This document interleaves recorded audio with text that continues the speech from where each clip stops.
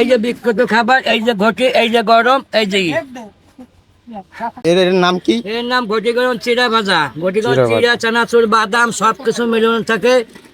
মাখাইলাম, এই যে গরম, এই যে পেঁয়াজ মরিচ, এই যে সরষের তেল, এই যে লবণ মশলা, জিরে ধনে গুঁড়ে, আদা জিরা, গরম মশলা, দারচিনি, বিট লবণ, এই যে ঘটি গরম চিড়া ভাজা।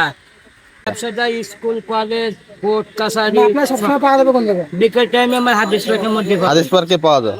বিকেল বেলা হাদিস পাকের মধ্যে বেচাকেনা তা করি। আরো 10 টাকা দেন। আরো আরো 20 টাকা দেবো। হ্যাঁ, দেন দেন দেন। আরো 20 টাকা দিয়ে মুড়ি রুচি খাবার।